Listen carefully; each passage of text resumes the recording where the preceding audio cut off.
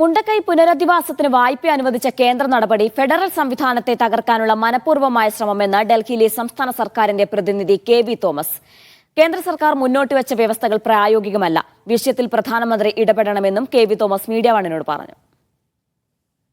525 കോടി രൂപയുടെ കേന്ദ്ര വായ്പ, അത് നമ്മുടെ ഫെഡറലിസത്തിൻ്റെ സ്പിരിറ്റിനെതിരാണ്.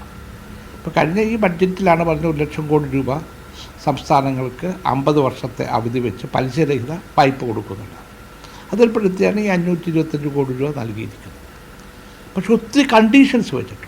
ഇതിൽ ഏറ്റവും പ്രധാനപ്പെട്ട ഒരു കണ്ടീഷൻ മാർച്ച് 31-നുള്ളിൽ ചെലവഴിച്ച് യൂസേഴ്സ് സർട്ടിഫിക്കറ്റ് കൊടുക്കണം. അതെങ്ങനെ പ്രായോഗികമാകും? മാത്രമല്ല, നമ്മൾ വയനാട് ഉപയോഗിക്കുന്നതാകുമ്പോൾ വയനാടിൻ്റെ പ്രത്യേകതകളുണ്ട്. ഇപ്പോൾ വീടുകൾ വെക്കണം, റോഡുകൾ പണിയണം, അങ്ങനെ ഒത്തിരി കാര്യങ്ങളുണ്ട്. അപ്പോൾ അതിനല്ലേ ഇത് ഉപയോഗിക്കേണ്ടത്. അത് ഉപയോഗിക്കാൻ ഇപ്പോഴത്തെ കേന്ദ്ര നോംസ് അനുസരിച്ചാൽ നടക്കില്ല. അപ്പോൾ സ്വാഭാവികമായിട്ടും ഒരു ഫെഡറൽ സംവിധാനത്തെ തകർക്കുന്ന മനഃപൂർവ്വമായ സമീപനം കേന്ദ്ര ഗവൺമെൻറ്